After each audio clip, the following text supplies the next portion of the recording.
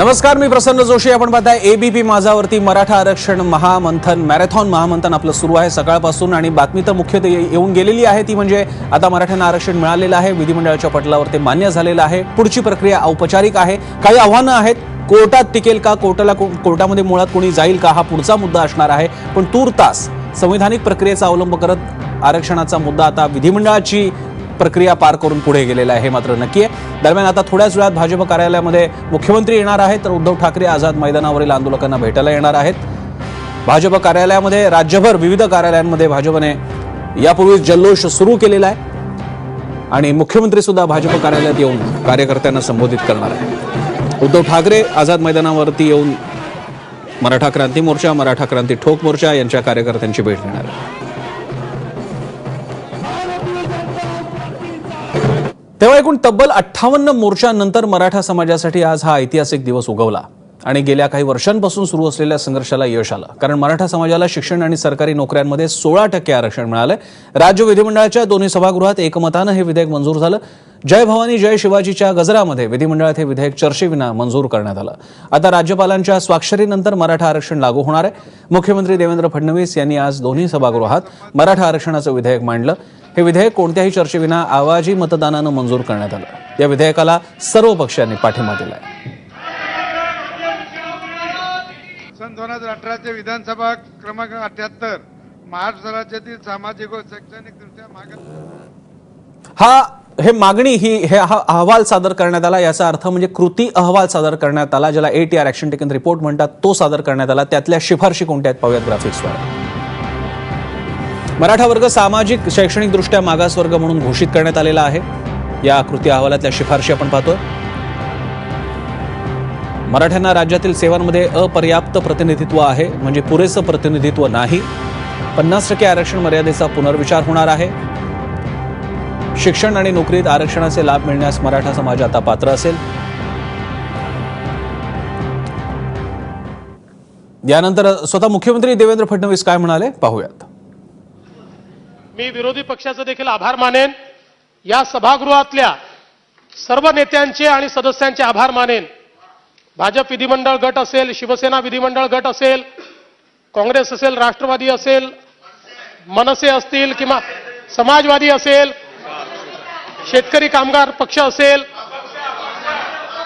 अपक्ष असतील,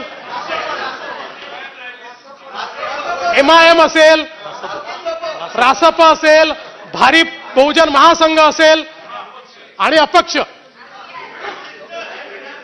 RPI जे असतील, सगळे या सभागृहातल्या सर्व सदस्यांचे, नेत्यांचे मी मनपूर्वक आभार मानतो की आपण सगळ्यांनी या अत्यंत महत्त्वाच्या विधेयकाला एकमताने या ठिकाणी पाठिंबा दिला आणि सामाजिक प्रश्नावर तोडगा शोधण्याकरता हे सभागृह एकत्रित येऊ शकतं, हे अत्यंत चांगलं उदाहरण आपण सगळ्यांनी दाखवलं.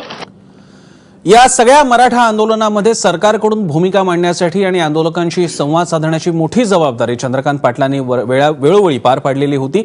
या आजच्या आरक्षणाच्या मुद्द्यानंतर त्यांनी एक फार महत्त्वाचा खुलासा केला, तो म्हणजे सरकारच्या या अहवालाच्या दृष्टीनं मराठा आणि कुणबी वेगवेगळे आहेत, याबद्दल त्यांनी स्पष्टीकरण केलेलं आहे. आपण पाहूयात. चंद्रकांतदादा पाटील आहे. दादा, किती मोठं आव्हान होतं?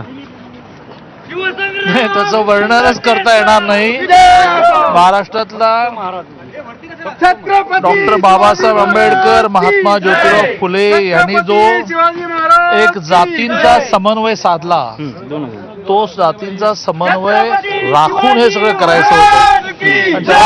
आव्हान होतं.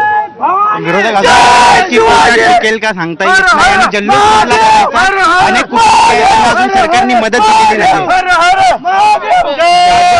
ज्या ज्या मागण्या त्या सरकार पूर्ण करेल आणि कोर्टामध्ये हे 100% गेले अनेक महिने ह्याच्यावर मोठमोठ्या घटना तज्ञांशी चर्चा करून मेहनत घेतलेली आहे. आम्ही काही इतके कच्च्या गोळीचे शेले नाही आहोत आणि त्यामुळे हे टिकेल. जर विरोधकांना एवढा मराठा समाजामधला पुळका असेल तर ते टिकण्यासाठी त्याने शुभेच्छा नुसतं न देता खांद्याला खांदा मिळून काम केलं पाहिजे. फक्त एक शेवटचा प्रश्न, मराठे आणि कुणबी यांना स्वतंत्र आरक्षण मिळालेलं आहे का? कारण प्रश्न उपस्थित होत आहेत की कुणबींचा सुद्धा यात समावेश आहे, कारण त्यांना ओबीसी प्रवर्गातून आधीच आरक्षण मिळते. असं आहे की कुणबी हे ह्या आधीच इतर मागासवर्गीय म्हटले गेले आणि त्यामुळे त्यांना इतर मागासवर्गीय म्हणून आरक्षण मिळते. त्याला कुठलाही धक्का लागलेला नाही. प्युअरली जे मराठा आहेत ज्यांच्या जातीच्या प्रमाणपत्रांवर कुणबी नाही अशांना हे आरक्षण मिळालेलं धक्का लागलेला नाही. मूळ ओबीसीला धक्का लागलेला नाही, मूळ DTNDला लागलेलं नाही आणि कुठल्याच आधीच्या 52% धक्का लागलेला 16% हे फक्त मराठा समाजासाठी. हो हो हो. तर हे होते चंद्रकांतदादा पाटील आणि अतिशय महत्त्वाची बाब या ठिकाणी त्यांनी स्पष्ट केलेली आहे.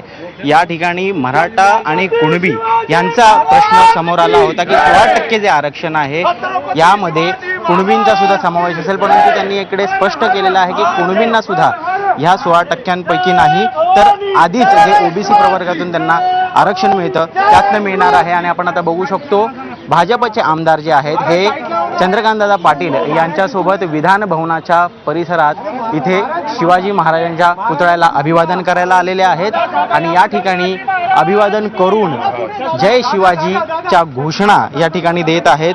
मराठा समाजाला जे आरक्षण, जे ऐतिहासिक आरक्षण देण्यात आलेलं आहे सरकारकडनं, याचा जल्लोष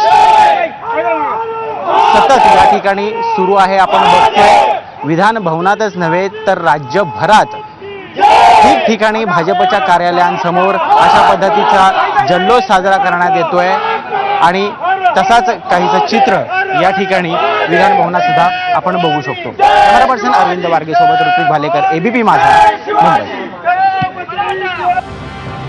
16% आरक्षणात कुणबी समाजाचा समावेश नाही, मराठा आणि कुणबी वेगळे आहेत असं स्पष्ट प्रतिपादन चंद्रकांत पाटलांनी केलेलं आहे. त्यामुळे आता किमान चर्चेच्या पातळीला या मुद्द्याला पूर्णविराम मिळालेला आहे की कुणबी आणि मराठे एक आहेत का. शासनाच्या दृष्टीनं, या अहवालाच्या दृष्टीनं, आरक्षणाच्या इम्प्लिमेंटेशनच्या दृष्टीनं मराठा आणि कुणबी वेगवेगळे आहेत.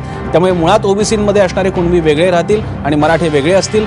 मराठ्यांना ओबीसी कुणब्यांचा लाभ घेता येणार नाही आणि कुणब्यांना मराठा आरक्षणाचा लाभ घेता येणार नाही असं सत्कृत दर्शनी दिसते. अर्थात त्याचे श्लेष काढणं बाकी असेल. अनेक मुद्दे उपस्थित झालेले ज्याबद्दल आपली चर्चा आता आपण सुरू करणार आहोत.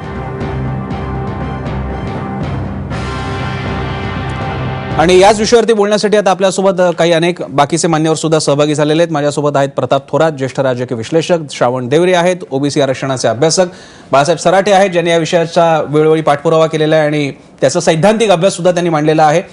माझ्या उजव्या हाताला दशरथ भगत, ओबीसी नेते आहेत. त्याशिवाय बाकीचे सगळी मान्यवर आहेत. शिवाय भाजपची भूमिका मांडण्यासाठी अवधूत वाघही आलेले आहेत आणि ॲडव्होकेट भाटे आहेत. त्याचप्रमाणे दत्तू गव्हाणकर सुद्धा. सगळ्यांचं स्वागत.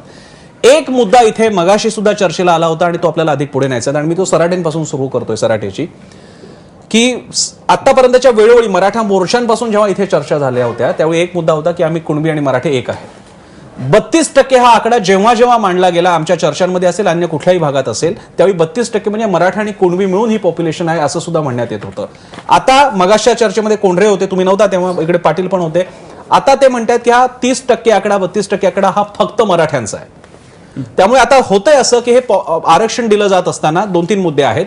हे फक्त मराठा आहे का, म्हणजे मुळात हे मानावं लागेल की फक्त मराठ्यांची पॉप्युलेशन 32% आहे का आणि कुणब्यांची वेगळी मानायची का. दुसरी गोष्ट, हे मुळात मराठा समाजाला मान्य आहे का की कुणबी वेगळे मराठा वेगळे, कारण शासन म्हणतंय तसं. आणि मग या आरक्षणाचा एकूण अर्थ काढायचा कसा. नाही, आपण पहिल्यांदा हे समजून घेतलं पाहिजे की राज्य मागासवर्ग आयोगाने काय म्हटलेलं आहे. राज्य मागासवर्ग आयोगाने मराठा समाजाला जेव्हा एक स्वतंत्र क्लास म्हणून घोषित केलेला आहे तर त्यांनी जी लोकसंख्या आहे ती मराठा समाजाला लागू होणारी लोकसंख्या सांगितली असावी असं माझं स्पष्ट मत आहे. आता कुणब्यांची लोकसंख्या किती हा खरं म्हणजे या आरक्षणात चर्चेचा विषय होऊ शकत नाही, कारण मराठा समाज असो किंवा ओबीसीची कोणत्याही जातीची लोकसंख्या असो, गेल्या 80-90 वर्षामध्ये कोणत्याही जातीचे आकडे काही हे निश्चित आकडे नाहीये. उदाहरणार्थ सांगायचं तर केंद्र सरकारने आता 2016ला एक हँडबुक प्रकाशित केलेलं आहे सोशल वेलफेअर डिपार्टमेंट डिपार्टमेंटने. त्याच्यामध्ये भारतातल्या सगळ्या ओबीसी जातींची स्टेट वाईज यादी म्हणजे लोकसंख्या दिलेली आहे. त्यामध्ये महाराष्ट्रातली ओबीसीची लोकसंख्या किती दिलेली आहे तर 33.80% दिलेली आहे. आता वेबसाईटवर किती आहे स्टेटच्या तर ओबीसीची विजयंती एसबीसी सह संख्या सांगितलेली आहे 32.80. आता याच्यामध्ये असं आहे की ही लोकसंख्या काही ओबीसी प्रवर्गातल्या लोकांना मान्य नाही आहे. तसं मराठा समाजाची लोकसंख्या राणे समितीने 32% सांगितली होती, ती काही मान्य झाली नाही. आता यांनी 30% सांगितली. हा सगळा प्रश्न पण केव्हा येतो की महाराष्ट्राची पॉलिसी काय आहे. बीडी देशमुख समितीने जेव्हा रिपोर्ट दिला तर त्यावेळेला त्यांनी सांगितलं होतं की the reservation proportion should be based on population statistics, म्हणजे पॉप्युलेशन स्टॅटिस्टिक्सच्या इतकं रिझर्वेशन दिलं पाहिजे असं त्यांनी सांगितलेलं होतं. त्यानुसार 9 एप्रिल 1965 ला एक GR निघाला आणि मंडल आयोगाच्या पहिल्याच अध्यायामध्ये पहिल्याच प्रकरणामध्ये लिहिलेलं आहे की महाराष्ट्रामध्ये लोकसंख्येला अनुसरून आरक्षण दिलेलं आहे. म्हणजे महाराष्ट्रामध्ये आरक्षण देण्याची जी पद्धती आहे ती साधारणतः लोकसंख्येच्या आसपास आहे. सगळ्याच प्रवर्गाला आतापर्यंत तसं आरक्षण दिलं गेलेलं आहे. मग आता मराठा समाजाच्या लोकसंख्येवर शंका का घेतली जाते. 32% असेल तरच 16% आरक्षण दिलं पाहिजे असा एक त्याच्यामध्ये मिथक तयार होतं आणि ते राणे समितीचं त्याला दोष असेल कदाचित की त्यांनी त्यावेळेला ते मिथक पसरवलं म्हणजे निर्माण केलं गेलं किंवा ते सांगितलं गेलं. परंतु आता मराठा समाजाला 16% जे आकडा दिलेला आहे तो एक्सेसिव्ह का होत नाही मराठा समाजाची लोकसंख्या लक्षात घेता की ज्या प्रमाणामध्ये ओबीसीच्या लोकसंख्येला ज्या प्रमाणात आरक्षण दिलं गेलं त्या प्रमाणात मराठ्यांचं आरक्षण तसं 16% कमीच आहे. यांना जर वाटत असेल की ते 24% आहेत 25% आहेत 27% किती म्हणू शकतात, कोणी काही शंका घेऊ शकतं. लोकसंख्येपेक्षा तर खूप कमी आरक्षण मराठा समाजाचं आता आहे हे तर नक्की म्हणता येतं. त्यामुळे ह्या आकडेवारीच्या घोळात जाऊन आता काय हाती लागणार. सरडेजीत मला पुन्हा मी तुमच्याकडेच येतोय. तुम्ही स्वतः आता काय म्हणाल, मुळात एक ऍज अ फॅक्ट म्हणून मराठा समाज किंवा उदाहरणार्थ तुम्ही धरूयात, तुम्ही मान्य करणार आहात की ओबीसी कुणबी आणि मराठा वेगवेगळे आहेत हे तुम्ही आता मान्य करता या अहवालाच्या एक अनुषंगाने? गोष्ट लक्षात घेऊया, हे अगदी स्पष्ट आहे की मराठा समाजाचे आणि कुणबी समाजाचे रक्ताचे संबंध आहेत. पण एक लक्षात घ्या की सर्वदूर एक जात म्हणली म्हणजे सगळं सारखं नसतं. एक आता कुणबी इथे असेल तर कुणबी गुजरातला म्हणजे ते नातेवाईक नसतात. म्हणजे कुणब्यामध्ये पण भेद आहे महाराष्ट्रामध्ये. कोकणातला कुणबी विदर्भातला कुणबी एक नाहीये, उलट विदर्भातला कुणबी मराठवाड्यातला मराठा एक आहेत. हे सामाजिक संबंध कोणी नाकारू शकत नाही, ते जमिनीवरचे संबंध. ते एक मुद्दा. आम्ही असं म्हणतो की कुणबी ही आई आहे, मराठा हे आपत्य आहे, कारण 200-150 वर्षापूर्वी मराठा ही जात अस्तित्वात नव्हती, कुणबीच होती. त्यामुळे ते म्हणणं बरोबर आहे. या आयोगाने त्याला नाकारलेलं नाही, कारण लोकांनी पुरावे दिले. आमचे विवाह होतात. आता आमच्या औरंगाबादचे झेडपीचे अध्यक्ष आहेत, त्या ओबीसीतून कुणबी म्हणून आता अध्यक्ष बनलेले आहेत, त्यांचे मिस्टर मराठा आहेत. पण हा एक विचित्रपणा नाही का होणार की म्हणजे तुम्ही हे तर मान्य करताय की जैविक दृष्ट्या मराठा आणि बोला पूर्ण करा. याच्यामध्ये काय आहे, आरक्षणामध्ये 67 पासून एक प्रवर्ग आरक्षण घेतोय. त्यांच्याकडे नोंदी होत्या म्हणून घेतोय किंवा त्यांना ते एलिजिबल ठरले म्हणून घेतोय. आता मुख्य गोष्ट अशी आहे की एवढ्या 50 वर्षात सुद्धा असा मराठा एक वर्ग शिल्लक राहिलेला आहे की ज्याला कसल्याही पद्धतीने कुणबीचं सर्टिफिकेट मिळू शकलेलं नाही. किंवा आता उदाहरणार्थ मराठवाड्यातलं मराठा हे तर सगळेच मान्य करतात की तो डिप्राइव्ड आहे, त्याला काही कुणबीचा फायदा मिळालेला नाही. मग आता या राहिलेल्या सगळ्या घटकाला एक क्लास बनवून त्याला मराठा म्हणून आता आरक्षण देण्याचा प्रयत्न आहे. आणि आधी आरक्षण घेणाऱ्या आणि नंतर आरक्षण घेणाऱ्याला एकात एक कंबाईन करणं सुद्धा अन्यायचं झालं असतं. उद्या हे माळी कुणबी या एका गटात आहेत, मराठा हे स्वतंत्र गटात आहे. आणि आता इथे असं काही वेगनेस नाहीये. मराठा म्हणून ज्यांच्याकडे नोंदी आहे त्यांना मराठा सर्टिफिकेट घेता येईल, त्यांचं आरक्षण स्वतंत्र आहे. आणि कुणबी म्हणून ज्यांच्याकडे नोंदी आहे त्यांना कुणबी म्हणून आरक्षण घेता येईल, त्यांचं आरक्षण स्वतंत्र आहे. पण मला असं आता वाटतं की जे कुणबी होऊन जायचे होते ते काय आता वाढणार नाहीत, कारण त्या नोंदी त्यांनी ऑलरेडी वापरून त्यांचे सर्टिफिकेट घेतलेले आहेत. जे राहिलेले तेच मराठा राहिले. आजच्या दिवसाने ती डिमार्केशन लाईन आखलेली आहे की आता ज्यांच्या दाखल्यावरती मराठे आहेत त्यांनी आता आधीच्या पिढ्यांचा कुणबीपणा शोधायला जाऊ नये, आता ते आवश्यकता नाही. आणि इथं मराठा आणि जातीवर जायचं कारण नाहीये. आरक्षणाचं एक सवलत आहे, एक वर्ग म्हणून त्यांना मराठा म्हणून द्यायचं, कुणबी म्हणून पण सरकार देऊ शकलं असतं. पण कुणबी म्हणून दिलं असतं तर मग त्यांना 32% घालावं लागलं असतं. म्हणून त्यांनी एक मध्य मार्ग काढला की या गटाला जर घातल्याने ओझं होत असेल एक्झिस्टिंग क्लासवर तर म्हणून त्यांनी मराठा म्हणून. मी हा मुद्दा घेऊन आता दशरथ भगतांकडे जातो. ही जी एक बेसिक भीती होती आणि मगाशी पण हा प्रश्न झालेला आहे, बेसिक भीती ओबीसीची होती की आहे त्या आमच्या अस्सल ओबीसी 19%, एकूण ओबीसी 32%, त्याच्यामध्ये मराठ्यांचा समावेश झाला तर आमची अडचण होईल वगैरे, या सगळ्यावरती आता विषय संपलेला आहे.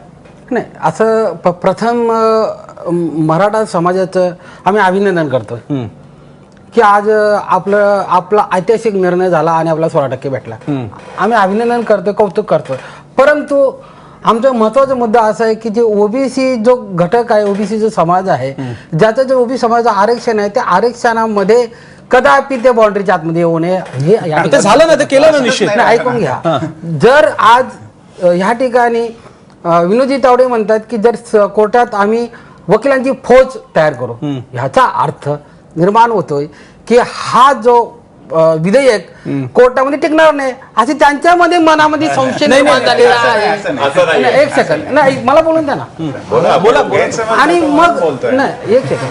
आणि मग आम्हाला भीती आहे, ओबीसी समाजाला जी काही भीती आहे की उद्या मराठा आरक्षण जो 16% आरक्षण आहे अलग धनात, परंतु जर ते उद्या टिकलं नाही तर ओबीसी समाजाच्या मध्ये आरक्षणामध्ये येऊ नये.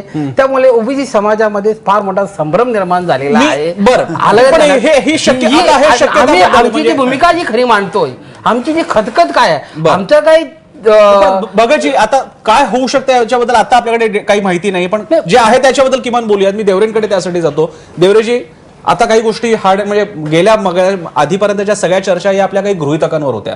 आज काहीतरी निर्णय घडलेला आहे आणि आज मगाशी आपल्याला आधी वाटत होतं की टिकणार नाही म्हणून ओबीसी मध्येच घातलं जाईल वगैरे. आता त्या सगळ्या गोष्टीला पूर्णविराम मिळालाय का? इथून सुरू झाला आहे, पूर्णविराम नाही लागलेला. कारण एकतर म्हणजे सुरुवातीपासून भाषा बदलण्याचं काम चालू आहे. म्हणजे आम्हाला ओबीसी मध्ये नको, आम्हाला स्वतंत्र पाहिजे. नंतर भाषा बदलली की आम्हाला प्रवर्ग म्हणून द्या, ओबीसी म्हणून. नंतर म्हणायला लागले की आम्हाला ओबीसी मध्येच द्या. हे सगळी भाषा बदलते. आधी सुरुवातीला सांगायचं कुणबी मराठा भाऊ आपण आरक्षण मिळवू. आता आरक्षण मिळालं आहे तर ते म्हणतात की आता ते कुणबी वेगळे, त्यांचा आमचा काही संबंध नाही, आम्ही सगळे 32% मराठा आहोत, इथं कुणबी नाहीच आहेत. मी मिळाल्यानंतरची भाषा आहे.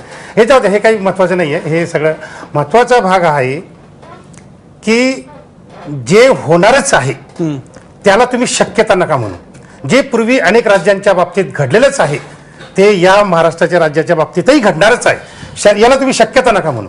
हे पूर्वी अनेक वेळा घडून गेलं आहे. अनेक राज्यांनी 52% 50% वर आरक्षण देण्याचा प्रयत्न केला आणि ते लगेच कोर्टाकडून कॅन्सल झालेलं आहे. बरं, मला एक सांगा, तामिळनाडू आपण नेहमी सांगतो. तामिळनाडूने आपलं 69% आरक्षण वाचवण्यासाठी 9व्या सूचीमध्ये ते आरक्षण टाकून घेतलं केंद्र सरकारकडून. आता फडणवीस सरकार काय करते त्या बाबतीत? काही म्हणतंय का त्या बाबतीत की टिकवण्यासाठी आम्ही केंद्र सरकारला हे करू ते करू? वकिलांची फौज निर्माण केली म्हणजे काय? हे काही सगळे काही घटनामूळ तोडून मोडून टाकणार आहेत त्या वकिलांची फौज? तिथं काही तलवारीचे युद्ध आहे का? वकिलांची फौज म्हणजे काय? एक वकील सुद्धा करू शकतो. वकिलांची फौज म्हणजे काय? ते काही घटना विरोधात सगळे निर्णय देणार आहेत का कोर्ट? बरं. वकिलांची फौज बघून न्यायाधीश काही घाबरून जाणार आहे का? इतर राज्यांमध्ये जसे निकाल लागलेत 50%च्या वर आरक्षण रद्द म्हणजे रद्द, हे पण आरक्षण रद्द होणार म्हणजे होणार. आणि यांचं आरक्षण 16% वरचं रद्द झालं तर मी आज सांगतो की हे निवडणुकांपर्यंत काहीच होणार नाही. कोर्टाला सांगण्यात येईल एकदा निवडणुका आमच्या होऊन जाऊ द्या, या सगळ्या वोट बँकाला आम्ही आमच्या खिशात घालतो परत. सत्य नाही, मला पूर्ण करू द्या, गैरसमज होईल. बोला. अर्धवट राहिले तर बरं, बोला. हा, एकदा निवडणूक संपली की हायकोर्टाचा जजमेंट ठरलेला आहे. पहिली ओढ मी आता टीव्हीवर बोलतोय जबाबदारीने. हायकोर्टचा निकाल ठरलेला आहे. जजमेंट मधली पहिली ओढ मराठा समाजाला 16% जे आरक्षण दिलेलं आहे ते 52%च्या वर 50%च्या वर आहे. त्यामुळे हे आरक्षण रद्द, ही पहिली ओढ जजमेंट मधली. दुसरी ओढ अशी असेल, तथापि महाराष्ट्र सरकारने मराठा समाजाला SEBC म्हणजे ओबीसी दर्जा दिलेला आहे. त्यामुळे हे सगळे मराठा समाजाचा हा जो प्रवर्ग आहे हा जसाच्या तसा त्या मूळ खऱ्या ओबीसीच्या प्रवर्गामध्ये म्हणजे 19% मध्ये 27% मध्ये येणार आहे. ही काळ्या दगडावरची रेघ आहे. हे होणारच आहे, शक्यता विक्यता नाही. आणि म्हणून आज ओबीसी समाज जो हे झालेला आहे म्हणजे संतापित झालेला आहे की त्याचा मूळ मुद्दा हाच आहे की SEBCचा दर्जा मराठा समाजाला सरकारने द्यायला नाही पाहिजे होता. तुम्ही त्यांना मराठा म्हणून आरक्षण द्या, तुम्ही त्यांना जमीनदार म्हणून आरक्षण द्या, तुम्ही त्यांना साखर कारखानदार म्हणून आरक्षण द्या, तुम्ही त्यांना राज्यकर्ता वर्ग म्हणून आरक्षण द्या, आमचं काहीच म्हणणं नाही. त्यांना क्षत्रिय म्हणून आरक्षण द्या, फक्त SEBCचा दर्जा द्यायला नाही पाहिजे होता. हीच ओबीसीची मागणी आहे आणि त्या मागणीच्या विरोधात सरकार गेलेलं आहे आणि त्याचे परिणाम 2019ला 52% याचं उत्तर अवधूत वाघ देतील भाजपतर्फे. मला पहिली गोष्ट आश्चर्य वाटतं की तुम्ही एक पहिला चांगला मुद्दा मांडलात की वकिलांची फौज उभी करून कोर्ट निर्णय देत नसतं, कोर्ट घटनेवर आणि कायद्यांवर अवलंबून असतं.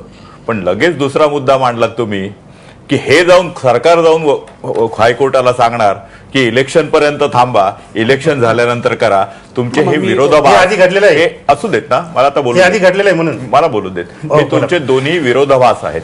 दुसरी गोष्ट की कोर्ट काय निर्णय देणार हे जर आता आपण ठरवायला लागलो तर आपणच कोर्ट झालं पाहिजे. सरकारने प्रामाणिकपणे काम केलेलं आहे, हे होणारच नाही. यामुळे सरकारला अडचणीत आणण्यासाठी काही लोकांनी खूप प्रयत्न केले, पण त्यावेळी सुद्धा ज्याची नीती साफ होती अशा देवेंद्र फडणवीस सरकारने हे आरक्षण आम्ही देणार म्हणून हे डिक्लेअर केलं. मुख्य म्हणजे घटनेमध्ये ओबीसी नावाचा शब्दच नाहीये, फक्त एससी आणि एसटी याबद्दलच बोललेले आहेत. आणि त्यानंतर सामाजिक, आर्थिक आणि शैक्षणिक दृष्ट्या मागास असलेल्या समाजाला त्या त्या राज्याने त्या त्या ठिकाणचं रिझर्वेशन द्यावं अशी ती तरतूद आहे. त्यामुळे ओबीसी हा शब्दच कुठे आला? आपण जो एक पर्टिक्युलर 27% जी तरतूद केलेली आहे ओबीसीची, त्याच्यामध्ये ज्या इतर मागासवर्गीय जमाती आहेत, लोहार आहेत, कुंभार आहेत, सुतार आहेत, या सर्व प्रवर्गाला एकत्र करून त्या अन्य मागासवर्गीय समाज हा प्रचलित शब्द आलेला आहे, पण ते सुद्धा सोशली आणि economically backward class, education wise backward class असाच त्याचा तो संदर्भ आहे. आता इथे काय केलेलं आहे, परत जर मराठा समाजाला त्यामध्ये घातलं आणि आरक्षण 27% पासून 27+16 करून वाढवून दिलं तरी होणार आहे काय की त्यामध्ये ओबीसी आणि मराठा याच्यामध्ये पण जी थोडीशी तफावत आहे, आर्थिक असेल किंवा सामाजिक असेल किंवा शैक्षणिक असेल, त्याच्यामध्ये एक मोठा वर्ग दुसऱ्या वर्गाला चेपण्याचा प्रयत्न होणार आहे. त्यामुळे खऱ्या ओबीसींना त्याचा आर्थिक लाभ झाला नसा म्हणून याला एका वेगळ्या कंपार्टमेंटमध्ये, त्याला एका वेगळ्या कंपार्टमेंटमध्ये आणि पर्सेंटेज वाईज दिला. मला एक शेवटचा मुद्दा सांगतो, या आरक्षणाचा आणि लोकसंख्येचा तुम्ही काही फारसा हे घालू नका, कारण ते इक्वेशनच बसत नाही. जर 16% आरक्षण जर 32% दिलं असेल तर 27% आरक्षण 54% दिलं, मग 54 अधिक 36 केल्यानंतर 90% होतात. म्हणजे उरलेले फक्त 10% का? आज प्रत्येक समाजातला माणूस आपल्या समाजाचं नेतृत्व करण्यासाठी आपल्या समाजाची पर्सेंटेज वाढवून सांगतो. हे सर्व पर्सेंटेज एकत्र केले तर महाराष्ट्रामध्ये 300% लोकसंख्या होईल. एवढं तुम्ही जोशी साहेब नाही, लक्षात मग तोच तर मुद्दा आहे. तुम्ही उत्तर नाही दिलेलं वाघजी. तुम्ही उलट तेच कॉम्प्लिकेशन ऍड्रेस करतायत की मुळात पॉप्युलेशन तुम्ही काय मानलेली आहे. आतापर्यंतच्या सगळ्या चर्चांमध्ये मराठा पॉप्युलेशन ही मराठा कुणबी मिळून 32%, कुणबी मराठा एकच आहेत, फक्त कुणब्यांना मिळालेले आम्हाला सुद्धा घ्या, अशी मराठा समाजातल्या मान्यवरांची भाषा होती. आणि सराटे सुद्धा आमच्या कार्यक्रमात म्हणाले की आम्हाला ओबीसी मध्येच टाका, आणि आजही ते म्हणतात की खरं तर ओबीसी मध्येच टाकायला हवं होतं. हे त्यांचं आजही म्हणणं आहे. मला आणि तुम्ही अजूनही हे सांगितलेलं नाहीये, जो मगाशी देवरेंनी मुद्दा काढला, 52%ला ओलांडल्यानंतरचा मुद्द्याला तुम्ही डिफेंड कसं करणार आहात? नाही, ह्याच्यामध्ये डिफेन्सचा प्रश्नच नाहीये. पहिली गोष्ट म्हणजे हे त्यासाठी 9 शेड्यूल मध्ये जाणार आहात का तुम्ही? केंद्र सरकारकडे रॅटिफिकेशनसाठी काही मागणी करणार आहात का? हे बघा, केंद्रामध्ये पण आमचंच सरकार आहे, राज्यामध्ये पण आमचंच सरकार आहे. जोपर्यंत तो प्रश्नच आलेला नाहीये तोपर्यंत केंद्रामध्ये जाण्याची काही गरज नाहीये. इतर मागासवर्गीय समाजाला आरक्षण देण्याची कॅपॅसिटी आणि त्याची काय म्हणतात त्याला ती राज्य सरकारकडे. फक्त शेड्यूल कास्ट आणि शेड्यूल ट्राईब मध्ये जर चेंजेस करायचे असतील तर आपल्याला केंद्र सरकारकडे जावं लागेल. पवार साहेबांच्या नेतृत्वाखाली असलेल्या सरकारने ओबीसीना आरक्षण दिलं होतं, राज्य सरकारने दिलं होतं. एक मिनिट, त्यामुळे केंद्र सरकारकडे कशाला पुढे जायचं? नेतो, तुम्ही काळजी करू नका, तुमच्याच बाजूने चाललंय आता. नाही, माझ्या बाजूने नाही, आपण समाजाच्या बाजूने बोलूया, सरकारच्या बाजूने नाही. आपल्याला महाराष्ट्रामधल्या 12 कोटी लोकांच्या बाजूने बोलायचं आहे. सर्वांना आमची अडचण काय झालेली आहे की आम्ही न्याय्य पद्धतीने एक्झिस्टिंग क्लासमध्ये घाला हे एवढ्यासाठीच म्हणाले की टिकायला अवघड जाऊ नये. हे आमची पण जेन्युइन गोष्ट आहे. आणि शाप तर देवरे सरांनी दिल्याने हे प्रत्येक जण आम्हाला शापच देतात की हे टिकणार नाहीये. परंतु एवढं घाबरून जायचं काम नाहीये. मराठा समाजाला आम्ही काही सांगू इच्छितो की सरकारने हे दिलेलं आहे. मला असं वाटतं सरकारजवळ याच्यापेक्षा चांगला पर्याय आता तरी नसेल. त्यांनी विन विन करायचा प्रयत्न केला, मराठ्यांचंही काम केलं आणि ओबीसीलाही दुखावलं नाही. आणि आम्ही महाराष्ट्राचे एक जबाबदार घटक म्हणून देवरे जे सांगतायत भविष्य सांगतो ना, आणि ते लॉजिकने सांगतायत की ते टिकणार नाही. सांगतो ना कसं म्हणून एसीबीचं आपोआपच त्यांना ओबीसी टाकावं लागेल. कसं टिकेल हे सांगतो ना मी. बोला. मूळ मुद्दा काय आहे की ह्याच्यामध्ये मराठा समाज एक जबाबदार घटक असल्यामुळे आम्ही हे मान्य करतो. पुढचं टिकवायचं जे नेहमीच आपली एक अंधश्रद्धा तयार झाली आणि ती एकदम सोपी गोष्ट आहे. एका दिशेने बघितल्यानंतर मागचं बघायचंच नाही. जेव्हा आपण विचार करतो, भारतीय कायदा हा आर्ग्युमेंटवर चालतो, भारतीय कायदा हा त्या तर्कशुद्ध मांडणीवर चालतो. त्याच्यामुळे असं काही नाही की हे होणार नाही. उदाहरणार्थ एक सांगितलं की इंदिरा साहनी केस आणि हे आताची MR बालाजी आणि शेवटची नागराज केस, नागराज केस, या दोन्ही केसेस काय, या 16/4 केसेस आहे. एज्युकेशनल रिझर्वेशनला मुळात त्या बाइंडिंगच नाही आहेत. बरं. त्यामुळे 50%चा रूल तिथे लागूच होत नाही. त्यामुळे 50%वर तर काही बाधा यायचं कारण नाही, यांना तर त्याच्यात काही वाईट वाटायचं कारण नाही. एक अजून दुसरा मुद्दा आहे की एक्सेप्शनल सिच्युएशन डिफाईन करायची आम्ही एक आता पॉलिसी ठरवली.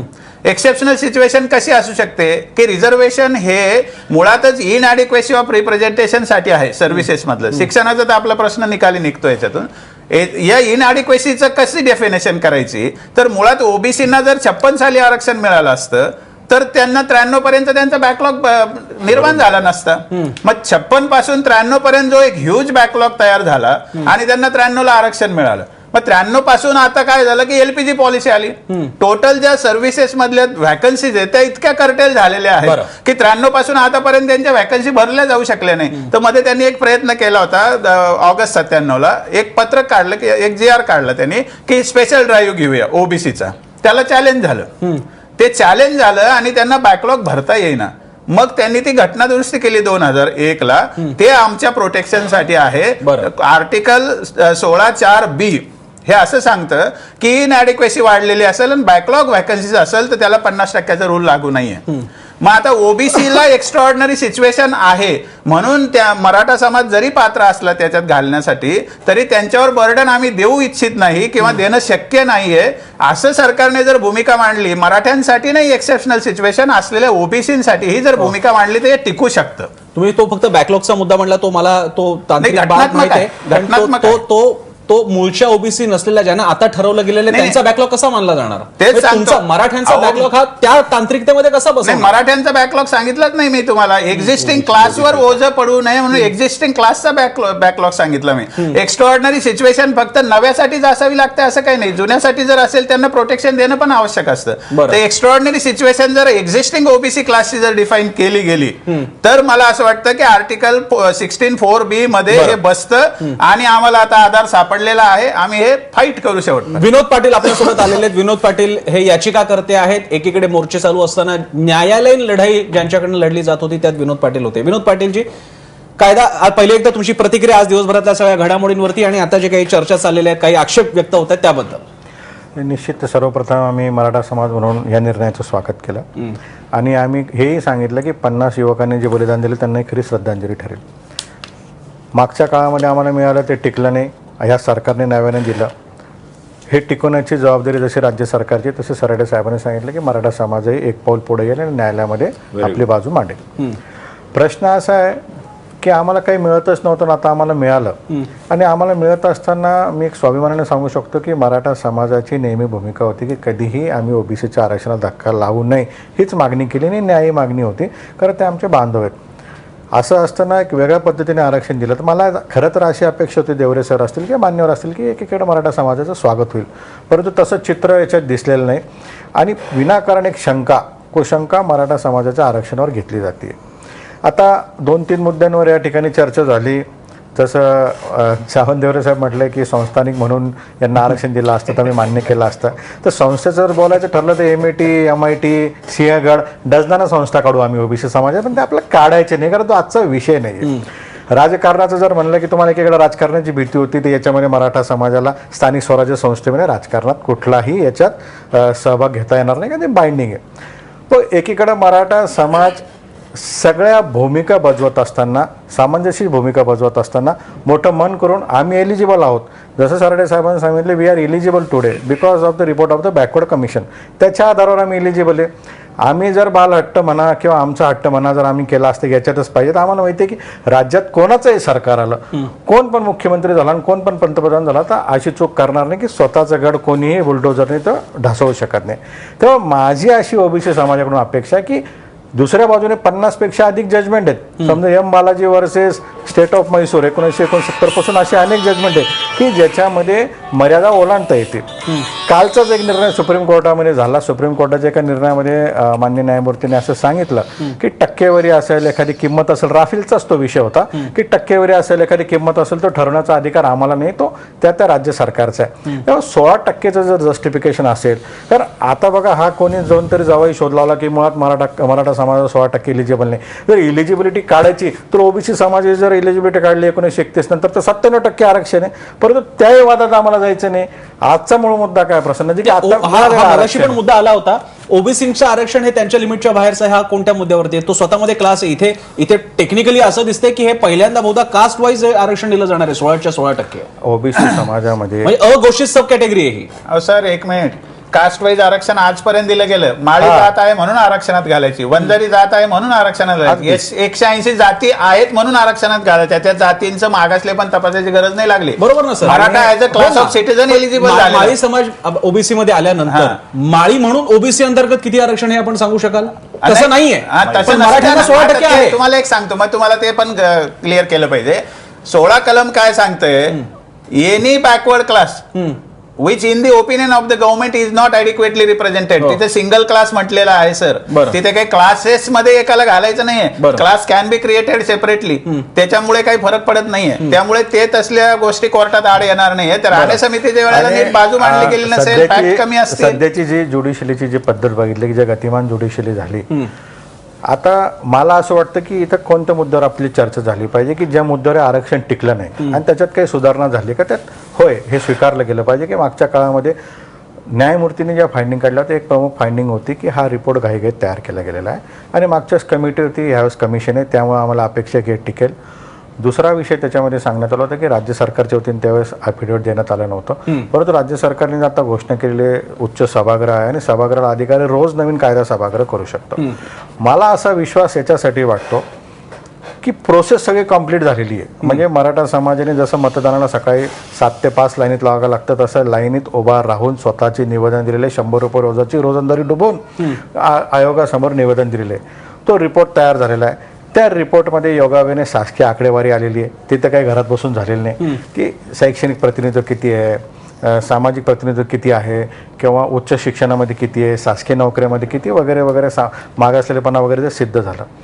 आता तो टप्पा झालेला. आता न्यायालयामध्ये जाताना दोनच गोष्टीवर हे चॅलेंज होऊ शकतं. न्यायालयावर हे चॅलेंज होऊ शकतं की 16%चा मुद्दा, तर तो त्याचा मला विश्वास आहे की टक्केवारीचा अधिकार जसं 15, 16, 4 प्रमाणे हा राज्य सरकारचा अधिकार आहे ना, पूर्णतः स्वतंत्र राज्य सरकारचा अधिकार आहे. याच्यामध्ये त्यांना केंद्रालाही कळवायची गरज नाही, कोणालाच कळवायची गरज नाही. त्याच्यामुळे ते टिकेल. दुसरा मुद्दा जर त्या ठिकाणी आला की मराठा समाजाचा हा जो काही मागासलेलापणा सिद्ध झालेला आहे, तर हा खरा आहे का? तर एक गोष्ट कोणीच लक्षात घेत नाही की मागासवर्गीय आयोगाकडे रिपोर्ट करत असताना ज्यावेळेस समाजाच्या वतीने मी न्यायालयात गेलो तर न्यायालयाने बाइंडिंग करून दिलेली आयोगाला की तुम्ही तात्काळ रिपोर्ट संपवा. म्हणजे न्यायालयाने ऑलरेडी ती स्टेप एक्सेप्ट केलेली आहे की मागासवर्गीय आयोगाचे एक कर्तव्य असतं की कुठलाही समाज मागासवर्ग सिद्ध करायचा. आणि न्यायालयाला माहिती होतं की अशा प्रकारचा आयोग आहे, रिटायर्ड जस्टिसचा आयोग आहे, त्यामुळे तोही टप्पा पार झालेला आहे. मला नाही वाटत की याच्यात कुठली शंका राहील. ॲडव्होकेट भाटे, परत आपण याच मुद्द्यावर येतो आहे की 50%ची अट या आरक्षणाच्या पाठीमागे 50%ची अट आहे. 16% फक्त मराठा समाजाला ॲडिक्वेट आहे का? ओबीसी पुन्हा कुणबी आणि मराठा वेगळा असणार आहे का यापुढे? म्हणजे आता झालं, इथे एक ऍक्सेप्ट झालं थेरॉटिकली की बाबा मराठ्यांचं वेगळे, कुणबी ओबीसी मध्येच असणार आहे. इम्प्लिमेंटेशन सुरू होईल. म्हणजे जसं मी मगाशी हा प्रश्न विचारला होता की आता हा कार्यक्रम बघणारे आपले मराठी बांधव यांच्यासमोर एक आत्ताचा डिसिजन असणार आहे की मी माझ्या आता यापुढे फायदा घेताना माझ्या मराठा सर्टिफिकेटचं मी नेमकं काय करायचं आहे का? मी पुन्हा माझ्या ओबीसी साठीच लढत बसू, जे कुणबी प्रमाणपत्र मागवण्यासाठी मी लढत बसू? पण ते लढण्याची शक्यता, विनोदजी मी चुकत नसेल तर आजही शक्य आहे. मी मराठा असेल आणि मला कुणबी सर्टिफिकेट हवं असेल तर त्यासाठी माझे दाखले दाखवून कुणबी सर्टिफिकेट मिळवणं मला आजही शक्य आहे. बघा, मराठ्यांवर इनजस्टिस 2-3 वेळेस ऐका, मला मान्य आहे. टेक्निकल मुद्दा मला भाटेंकडे घेऊन जाण्यापूर्वी मला माझा प्रश्न रिफाईन करायचा. मी म्हणतोय खरंय की नाही? मी जर का मराठा असेल तर या क्षणी एकतर मी माझं डिमार्केशन आजचं मानू शकतो की माझ्या दाखल्यावरती मराठा आहे, किंवा मी माझ्या आधीच्या पिढ्यांचे दाखले घेऊन मी स्वतःला ओबीसी ठरवण्याचा आजही प्रयत्न करू शकतो. माझा तोच प्रश्न आहे. मला एक क्लिअर केलं. मला वाटतं की एक मिनिट अहो, ज्याच्याकडे आतापर्यंत नोंदी आहेत त्याने ते घेतलेले आहे. यांनी नोंदीवाल्यांना काहीच म्हटलं नाही. मराठवाडा सगळ्यात मागासलेला आहे, त्यांच्याकडे नोंदी नाही, त्याच्याबद्दल हे सगळ्या चर्चा झाल्या आणि त्याला डिप्राईव्ह केलं गेलं. हा एक सिरियस मुद्दा आहे. बरोबर. दुसरा मुद्दा असा आहे की मराठा समाजाचे जे बेनिफिट आहे ते ओबीसीच्या बेनिफिट सारखेच आहे. त्याला पॉलिटिकल बेनिफिट साठी जर असेल तर ते वेगळं आहे, कारण त्याच्याशी आम्ही काही बोलू शकत नाही. जर एखाद्याला मराठा म्हणून बेनिफिट मिळू शकतात तर कुणबीच्याच मागं कशाला लागेल? ते ऑप्शन जरूर असू शकतं, पण त्या ऑप्शनला तुम्ही काही करू शकत नाही, कारण ती कायद्याने एक चौकट घातलेली. जातीच्या आधाराने सर्टिफिकेट घेता येतं, नोंदी पाहिले की सर्टिफिकेट. एक ॲडव्होकेट भाटेंची प्रतिक्रिया घेऊन मी नंतर पुन्हा दावरे आणि सगळ्यात महत्वाचं मी थोरादांकडे गेलेलोच नाही, मला थोरादांकडे पण जायचं. भाटेजी, आता मराठाला एक स्वतंत्र 16% आरक्षण दिलेलं आहे, सामाजिक आणि शैक्षणिक दृष्ट्या मागासलेला प्रवर्ग म्हणून. त्यामुळे कोणताही मराठा युवक आहे यांनी ज्याच्या शाळा सोडल्याच्या दाखल्यावर मराठी अशी नोंद आहे, तर तो कुणबी म्हणून स्वतःला सिद्ध करण्याच्या भानगडीत पडणार नाही. 16% अख्खं मोठं आरक्षण त्याच्यासाठी अवेलेबल आहे. त्यामुळे तो मराठा या प्रवर्गामध्ये, ज्याला सामाजिक आणि शैक्षणिकदृष्ट्या प्रवर्ग म्हणून आता मान्यता मिळालेली आहे, तो तिथेच नक्की माझ्या मते एक समजूतदार मराठा युवक तरी तिथेच आरक्षण घेण्याचा प्रयत्न करेल.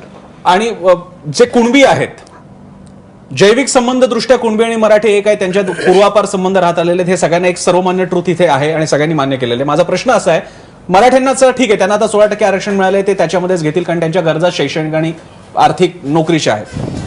ज्या कुणबी व्यक्तीला जर का कुणबी आरक्षण एक्झॉस्ट झालं असेल किंवा ज्यांना तिकडे शक्य होत नाही कोणत्याही कारणामुळे, ते भरलं असेल किंवा काय, त्यांना मराठा आरक्षणाचा आणि त्याच्याही पलीकडे ओपनचाही आता 3 मार्ग ओपन राहणार हे म्हणणं बरोबर आहे. तो तर सगळ्यांनाच आहे, पण ओबीसी कुणबी ओबीसी आहे, कुणबी ओबीसी आहेत, त्यांना आता एक वेगळा मार्ग सुद्धा राहणार आहे का? नाही, तसं नाही. ज्याला ज्या प्रवर्गामध्ये आरक्षण दिलेलं आहे त्याच प्रवर्गात घ्यावं लागेल. त्याला ओबीसी म्हणून सध्या मिळत असेल तर त्याला ओबीसी मध्येच घ्यावं लागेल. आणि देवरेजी, ह्या बऱ्यापैकी म्हणजे अगदीच पूर्ण निर्दोष नसतील, पण बऱ्यापैकी कंपार्टमेंटलाइज केल्यानंतर सुद्धा आक्षेपाचा मुद्दा उरतो कुठे? तुम्ही म्हणताय ते संभाव्यता आहे, कोर्ट नकारेल, त्याचं पहिलं वाक्य असेल की हे नाकारतोय, पण आता एसीबीसी ठरलेलंच आहे तर त्यांना ओबीसीत घालावं लागेल, या शक्यता आहेत. पण टू बिगिन विथ आजचा दिवस, टू बिगिन विथ आजच्या जे काही गोष्टी समोर आलेल्या आहेत, असं नाही वाटत बऱ्यापैकी कंपार्टमेंट आणि बऱ्यापैकी स्पष्टता आहे, असं नाही वाटत तुम्हाला? नाही, काय झालंय की विनोद पाटील साहेब जे म्हणाले की आता ओबीसीने हे सगळं स्वागत केलं पाहिजे, म्हणजे तुम्ही ओबीसीवर टांगती तलवार टांगून दिलेली आहे, त्या टांगत्या तलवारीचं मी सांगितलं की एक तर पहिली गोष्ट म्हणजे आरक्षणाच्या बाबतीतले कायदे करण्याचे अधिकार राज्य सरकारला किती आहेत हे पण तपासलं पाहिजे. हे अनेक वेळा झालेलं आहे. हे पार्लमेंटमध्येच या सगळ्या गोष्टी होतात आणि त्याच्या गाईडलाईन नुसारच राज्याने वागलं पाहिजे. राज्याला अधिक असं काही करता येत नाही, हे महत्वाचा मुद्दा मी सांगतो तुम्हाला.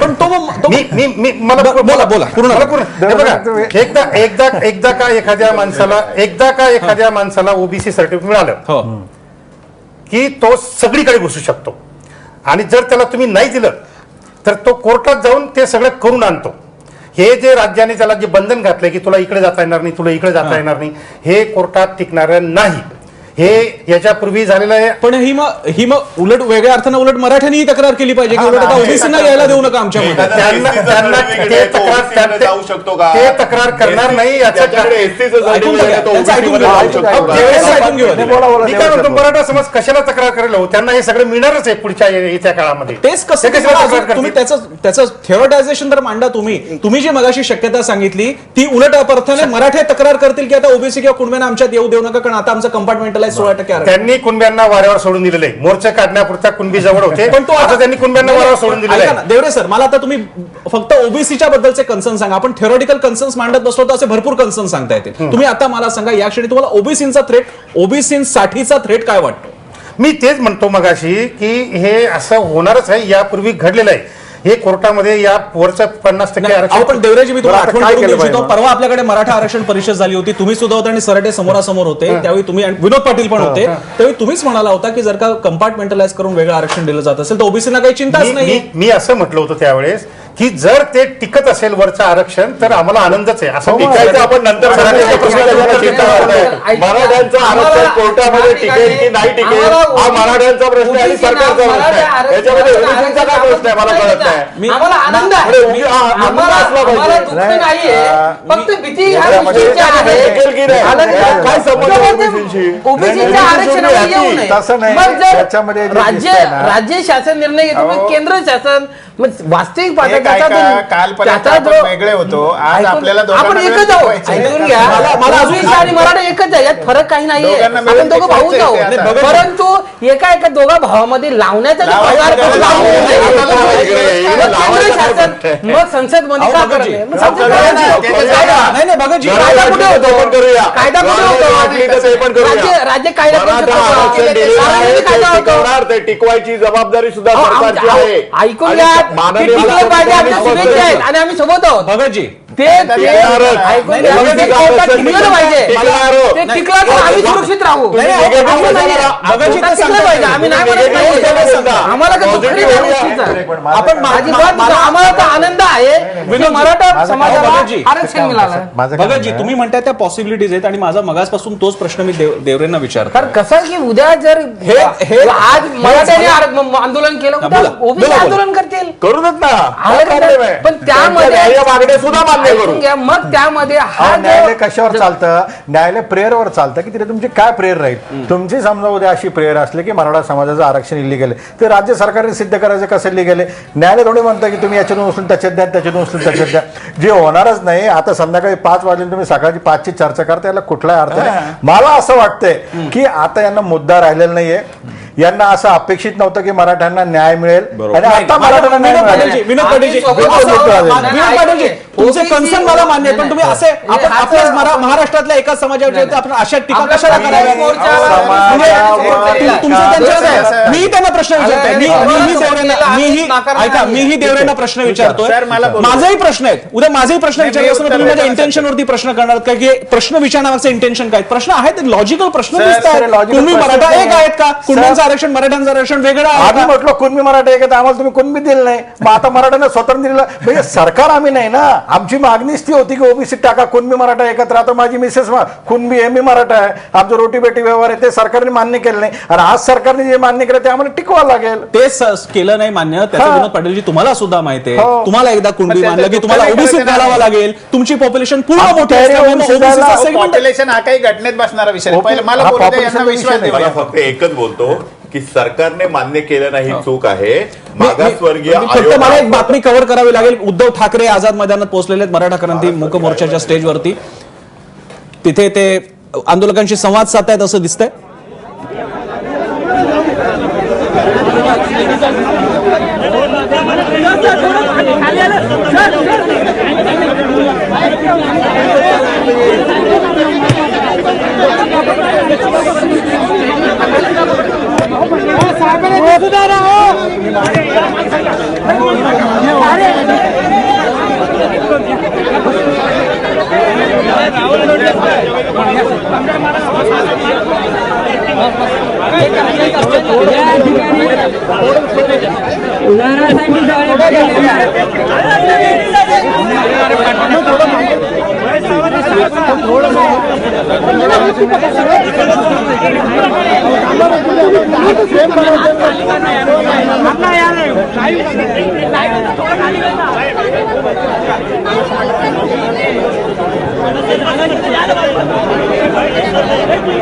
उद्धव ठाकरे भेटायला गेलेले आहेत मराठा आंदोलकांना. ती दृश्य आपण पाहतोय त्याकडे आपलं लक्ष असेलच. पण तुर्तास आपल्यासोबत राष्ट्रवादी काँग्रेसचे प्रदेशाध्यक्ष आणि नेते जयंत पाटील जी आपल्यासोबत आहे. जयंत पाटीलजी, स्वागत आहे तुमचं या चर्चेमध्ये. तुमची पहिली प्रतिक्रिया. हॅलो, ऐकू येत नाही, परत जरा जोरात बोलाल का आपण? पाटीलजी, मी प्रसन्न जोशी बोलतोय, कार्यक्रमाचा अँकर. माझा प्रश्न, आपली पहिली प्रतिक्रिया आहे आजच्या या सगळ्या निर्णयाबाबतची. मला मनापासून समाधान आहे. आमच्या सरकारने आरक्षण दिलं, त्यानंतर कोर्ट कचेऱ्या झाल्या, त्यात अडथळा आला. मागच्या 4 वर्ष मराठा समाज रस्त्यावर आला आणि महाराष्ट्रातल्या सर्व समाजांनी त्यांना पाठिंबाही दिला. 57 मोर्चे निघाले, 40 युवकांनी आत्मबलिदान दिलं या कारणासाठी. 12 ते 15 हजार लोकांच्यावर केसेस झाल्या, अटकेत गेले. या सगळ्या संघर्षानंतर आज मराठा समाजाला विधानसभेने एकमताने आरक्षण दिलेलं आहे. याचं मला समाधान आहे आणि याच्याबद्दल आनंदही आहे. जयंत पाटीलजी, पण काही आक्षेपाचे मुद्दे आतापासून सुरू झालेले आहेत. अगदी अप्रत्यक्षरित्या काँग्रेस राष्ट्रवादीच्या नेत्यांनी सुद्धा ते मांडलेले आहेत. ते म्हणजे आता 52% बेसिक क्रायटेरिया आता ओलांडला जाणार आहे, हा पहिला मुद्दा आहे. आणि ओबीसी बांधवांच्या मनात सुद्धा काही शंका आहेत की जर काही आरक्षण टिकलं नाही तर एसीबीसी आणि ओबीसी एकच असल्यामुळे अंतिमतः मराठ्यांना ओबीसी मध्येच घ्यावं लागेल, अस्सल ओबीसी मध्येच घ्यावं लागेल, ही भीती मात्र कायम आहे. कायद्यात आज जो कायदा मांडला त्यात जर आपण बारकाईनं बघितलं तर 52% जे आरक्षण आहे त्याला संरक्षण देण्याचा प्रयत्न स्पष्टपणाने म्हणण्यात आलेला आहे. आणि आमच्या राष्ट्रवादीची मागणी होती की 52% आरक्षणाला कोणताही स्पर्श झाला नाही पाहिजे. मराठा समाजाला तुम्ही जे आरक्षण देणार आहे ते ओव्हर अँड अबाव असलं पाहिजे. आणि 52% समाज जो 52% आरक्षण ज्यांना देण्यात आलेलं आहे ते समाजातले जे सगळे घटक आहेत त्यांना कुठेही डिस्टर्ब होऊ नये अशी मागणी आमची होती. राज्याच्या प्रमुखांनी देखील त्या बाबतीत त्यांना धक्का लागणार नाही अशा स्वरूपाची भूमिका खाजगी चर्चा करतानाही आम्हाला दिली होती. आणि त्यामुळं त्यांनी आज कायदा मांडलेला आहे. याच्यावर जे संशोधन झालं, जो मागास आयोगाने जो प्रस्ताव किंवा हे दिला, रिपोर्ट सरकारने टेबल केला नाही, शिफारशी नाही, मागास आयोगाने आपल्या सरकारला रिपोर्ट दिला या सगळ्यावर आणि त्याच्या शेवटी त्याच्या शिफारशी आहेत. सरकारला आम्ही गेले आठवडा 10 दिवस सांगत होतो की सर्व रिपोर्ट तुम्ही मांडा आणि महाराष्ट्रात मराठा समाजाची काय सध्याची अवस्था आहे हेही महाराष्ट्राच्या जनतेच्या समोर येईल. पण सरकारने तो रिपोर्ट मांडला नाही, ATR डायरेक्ट मांडला आणि त्याच्यावर म्हणजे ज्या शिफारशी आहेत त्याच्यावर काय ऍक्शन टेकन रिपोर्ट आहे तो त्यांनी मांडला आणि त्यानंतर ताबडतोबीनं त्यांनी आपल्या महाराष्ट्राच्या विधानसभेमध्ये कायदा मांडला. आम्ही त्यांचा जो अहवाल आहे तो आम्ही वाचू शकलो नाही कारण सरकारने तो बाहेर अजून दिला नाही. त्यामुळं जे आमच्या समोर आलं, आमची ही पूर्वीपासून मागणी होती आरक्षणाची आणि म्हणून आम्ही सभागृहातल्या सर्वांनी एकमताने मांडलेल्या कायद्याला मुख्यमंत्र्यांच्यावर विश्वास ठेवून पाठिंबा दिला. मला एक फक्त मुद्दा, जयंत पाटीलजी, मी एक मुद्दा तुमच्याकडनं घेऊन पुन्हा माझ्या स्टुडिओतल्या मान्यवरांकडे येणार आहे. कोर्टामध्ये विधिमंडळामध्ये हा अहवाल सादर न करणं आणि या अहवालातल्या बाबी ज्याच्या आधारे आरक्षण दिलं जाणार आहे त्यात स्पष्टपणे समोर न येणं हेच या अहवालाला चॅलेंज करण्याचं कारण ठरू शकेल का? मला वाटतं आज आरक्षण देण्याची प्रक्रिया पूर्ण झालेली आहे. पहिल्याच दिवशी त्यातल्या निगेटिव्ह थॉट्सना जास्त उजाळा देण्याची आवश्यकता नाही आहे. महाराष्ट्रात सर्व समाजांना भूमिका आपली आहे आणि त्यामुळं त्याच्यात काय होईल पुढं याच्याविषयी आज चर्चा करण्याची आवश्यकता नाहीये. काळाच्या कसोटीला जे दिलेलं आरक्षण आहे ते पुरेल आणि उरेल असा विश्वास बाळगणं याच्याशिवाय दुसरं आपण त्याच्यावर आज भाष्य करण्याची आवश्यकता नाही. जयंत पाटीलजी खूप खूप धन्यवाद. आपण सविस्तर प्रतिक्रिया दिली एबीपी माझाला. आपण पुन्हा एकदा जातोय आझाद मैदानात जिथे उद्धव ठाकरे मंचावरती आलेले आहेत मराठा क्रांती ठोक मोर्चा. त्यांना सजेस्ट करतो शांत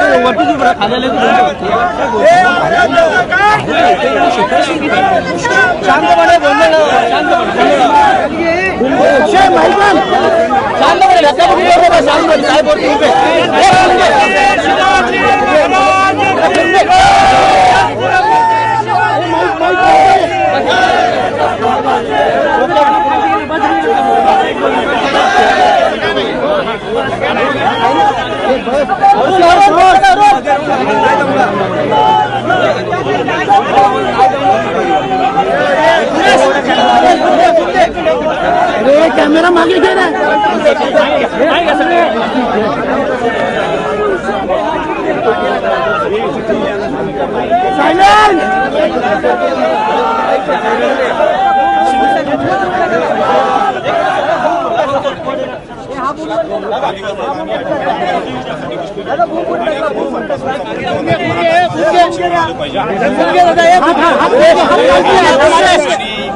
या ठिकाणी मिळालं असलं तरी अनेक प्रश्न घेऊन आम्ही या ठिकाणी उपोषणाला बसलेलो होतो की 13,700 मुलावरती गंभीर स्वरूपाचे गुन्हे आमच्यावर दाखल झालेले आहेत. आज सुद्धा अटक सत्र चालू आहे.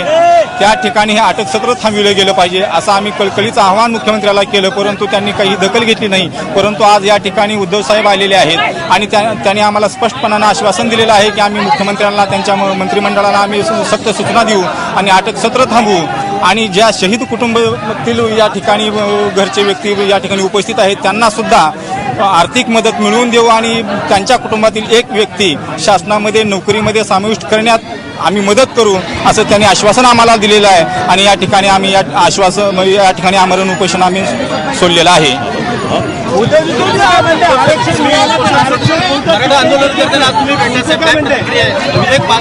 आजचा दिवस हा खरोखर एक ऐतिहासिक आणि आनंदाचा दिवस आहे आणि ही मी बातमी पाहत असताना मी आपल्या माध्यमातून टी व्हीवरती पाहिलं की आरक्षण दिल्यानंतर सुद्धा उपोषण चालू आहे.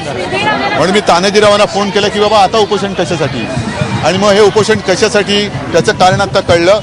मी एकनाथजी आहेत, सगळीकडे दीपकजी आहेत, सगळ्यांना संपर्क केला आणि त्यांना म्हटलं पहिलं तुम्ही जा, त्यांच्याशी बोला, बांधवांशी बोला, त्यांच्या व्यथा त्यांच्या भावना समजून घ्या. मी आज तुम्हाला खास तुमचं अभिनंदन करायला आलेलो आहे. सरकारला धन्यवाद देतोय, पण तुमचं अभिनंदन एवढ्यासाठी की हे आरक्षण म्हणा किंवा हा तुमचा न्याय हक्क आहे, हा असा तुम्हाला मिळालेला नाही. तुम्ही तो लढा देऊन शक्ती दाखवून तो मिळवलेला आहात, म्हणून मी तुम्हाला तुमचं अभिनंदन करतोय. आणि हे झाल्यानंतर आज महाराष्ट्रामध्ये आनंद सगळीकडे साजरा होत असताना सुद्धा तुम्ही एका जाणीवेने उपोषण चालू ठेवलं होतं. ही जाणीव फार महत्त्वाची आहे. या आंदोलनासाठी ज्यांनी बलिदान दिलं, जे शहीद झाले, त्यांची एक जाणीव ठेवून तुम्ही हे आंदोलन चालू ठेवलं होतं. त्याचप्रमाणे ज्यांनी आंदोलन केलं त्या आंदोलनकर्त्यांवरती मी तर म्हणेन मागे आपण भेटलो होतो, बऱ्याच ठिकाणी खोट्या केसेस टाकले गेलेले आहेत. त्याही वेळेला मी मुख्यमंत्र्यांशी बोललो होतो. मुख्यमंत्र्यांनी मला स्वतः सांगितलेलं आहे की असं यापुढे होणार नाही, याच्यापुढे धरपकड होणार नाही आणि ज्यांचा याच्याशी काही संबंध नाही आणि त्यांना जर का अटका झालेल्या असतील तर त्यांची सुटकाही त्वरित केली जाईल. काही ठिकाणी जर का असं राहिलं असेल तर उद्या रामदासभाई, तुम्ही आणि सगळे मंत्री आपले आहेत, तुम्ही या सगळ्यांना जाऊन भेटतात आणि मी स्वतः तुम्हाला खात्री देतो की तुमच्यावरती मी अन्याय होऊ देणार नाही. तुम्ही एक मोठा टप्पा गाठलेला आहात. केवळ तुमच्यापुरतंच नाही, तुम्ही त्रास भोगलेला आहात. मी इथे माता भगिनी जमलेल्या आहेत, त्यांना सुद्धा मी खास तुम्हाला धन्यवाद देतो, कारण तुम्ही तुमच्या कुटुंबातला कोणी ना कोणीतरी गमावलेलं आहे. तुमच्या मागे शिवसेना ठाम उभी राहील, परंतु तुम्ही तुमच्या पुढच्या पिढीला एक दिशा दिलेली आहे, म्हणून तुम्हाला पुन्हा एकदा धन्यवाद देतो. आरक्षण टिकेल, सर्वांनी एकमताने हे मंजूर केलेलं आहे आणि आरक्षण हे टिकेल, नक्की टिकेल आणि ती टिकवण्याची जबाबदारी ही मुख्यमंत्र्यांनी घेतलेली आहे. आम्ही सगळे मराठा समाजाच्या सोबत आहोत. हा न्याय हक्क जो आज तुम्हाला दिला गेलेला आहे तो पूर्णपणे त्याची अंमलबजावणी सुद्धा लवकरात लवकर व्हावी याची सुद्धा एक जबाबदारी शिवसेना घेईल आणि सरकारकडनं ते करून घेईल. धनगर आंदोलन हे आता नको.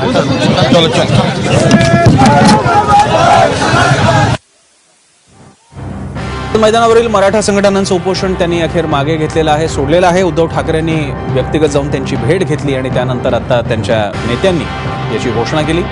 त्यांची प्रमुख मागणी होती की आरक्षण मिळालं असलं तरी सुद्धा मोठ्या संख्येनं मराठा आंदोलकांवरती गुन्हे दाखल झालेले आहेत.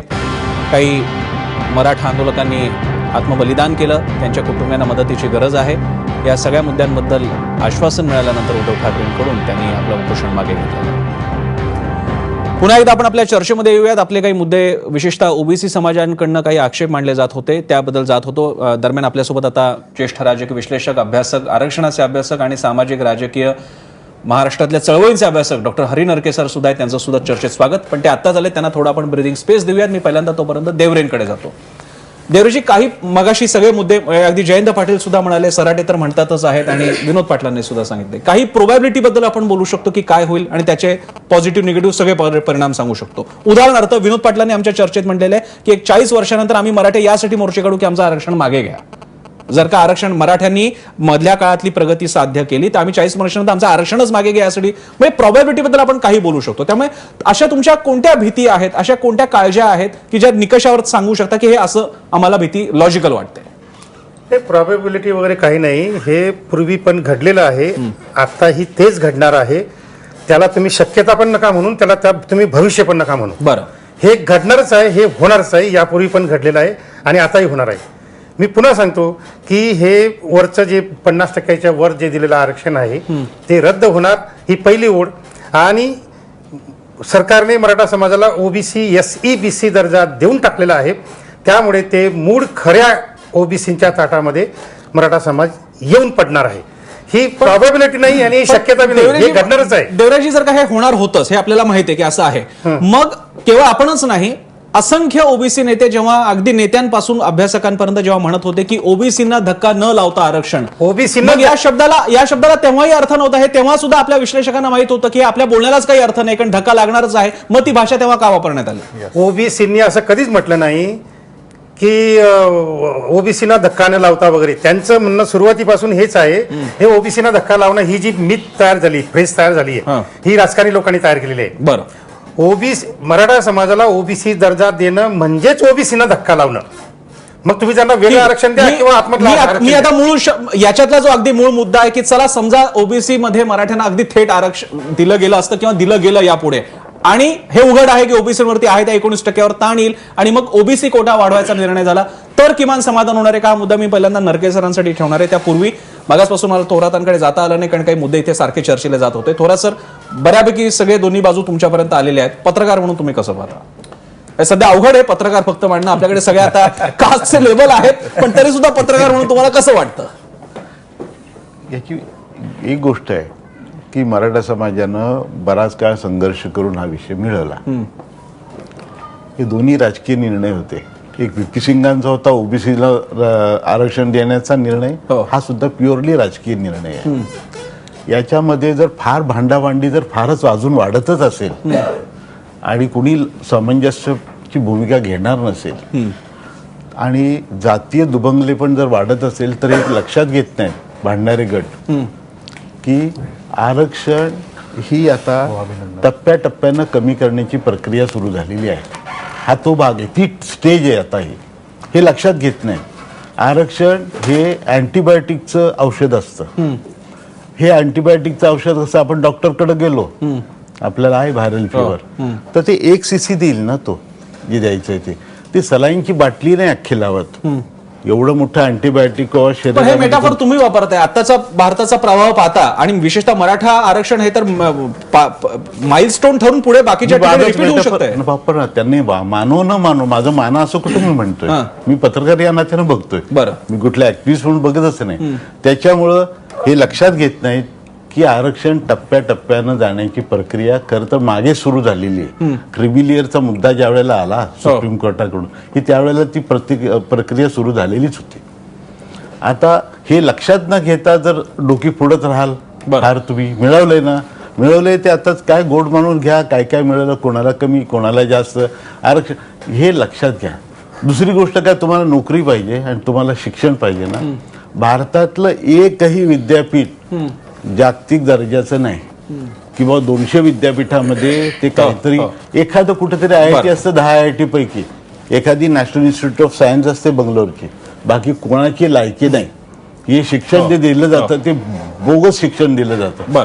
त्याच्यात तुम्ही तुमची मुलं शिकवून डोकी फोडायची मुलांना शिकवायचं. पुन्हा म्हणजे हे आता हे प्रश्न या क्षणी तातडीचे नाही थोडा सर. आता मुळात म्हणजे याच्याबद्दल सगळे सहभागी होतील. आता मुद्दा होता की किमान आम्हाला पाणीच मिळत नव्हतं प्यायला, आता दूषित पाणी मिळणार आहे का बिस्लरीचं मिळणार आहे, हा पुढचा मुद्दा आहे. त्यांचा आधी पहिला कन्सर्न होता की आम्हाला त्या प्रक्रियेपर्यंत तरी द्या. हे कशासाठी सांगितलं की जे शिक्षण तुम्हाला देतात ना मल्टीनॅशनल कंपनी आलेल्या ते तुम्हाला नोकऱ्या देणार नाहीयेत.